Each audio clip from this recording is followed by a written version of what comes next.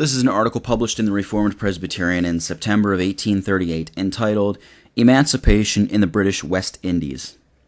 In 1833, a bill passed the British Parliament by the provisions of which all the slaves held under the authority of that government in the West Indies passed from a state of slavery to a state of apprenticeship.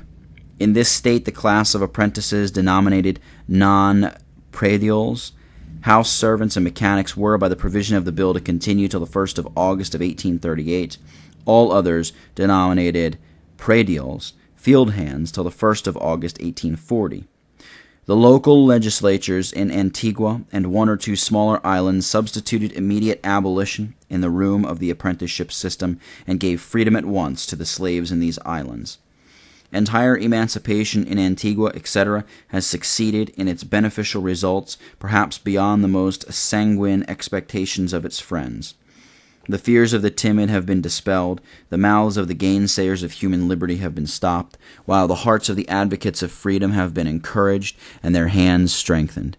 In several, perhaps all of the islands where the apprenticeship system was adopted, the period of its termination has been anticipated 2 years by the action of the local legislators and the home government relinquishing the remaining time.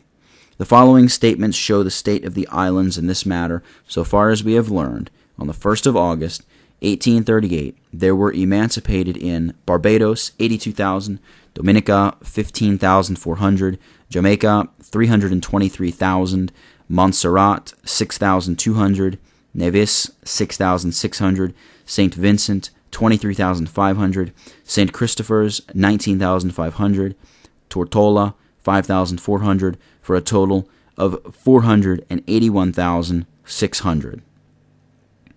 To these there is little doubt may be added the Bahamas with their 9,500, making the total 491,100.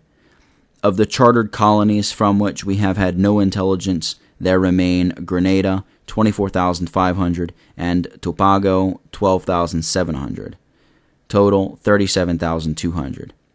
The remaining colonies have no local legislatures, but receive their laws directly from Britain, being called Crown Colonies. They are as follows: St. Lucia, 13,500, Trinidad, 23,000, Honduras, 2,450, Demerara, 70,000, Berbice, 21,000, Cape of Good Hope, 35,500, Mauritius, 76,000, with a total of 241,450.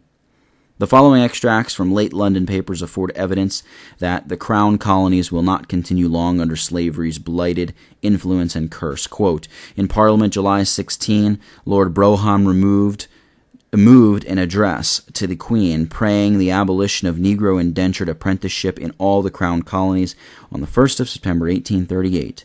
This, he said, was the only thing yet wanting to the completion of the good work. All the colonies, having legislatures of their own, had finished the good work of emancipation, and he now called upon England to do the same for her crown colonies. Lord Glenelg said that measures were to progress for the cessation of the apprenticeship in all the colonies referred to.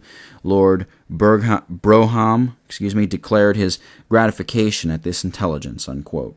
Quote, the intelligence from the West Indies of the abolition of the apprenticeship gave infinite satisfaction in England, unquote. We have before us the act of abolition in Jamaica, the proclamation to the apprentices about to obtain their freedom under its provisions by the governor, and also the proclamation by the Queen on the occasion. We have room for the last mentioned document only.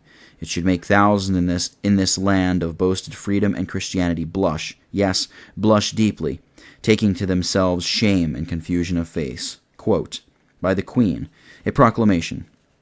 Whereas an act has been passed by the legislature of this our island of Jamaica for terminating the present system of apprenticeship on the 1st day of August next, and thereby granting the blessing and privileges of unrestricted freedom to all classes of its inhabitants, and whereas it is incumbent on all the inhabitants of this our island to testify their grateful sense of this divine favor.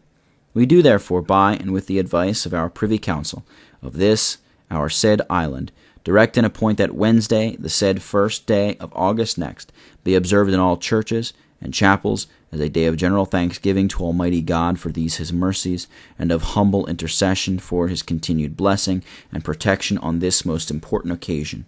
And we do hereby call upon all persons of all classes within this our said island to observe the said first day of August next, with the same reverence and respect which is observed and due to the Sabbath." Unquote.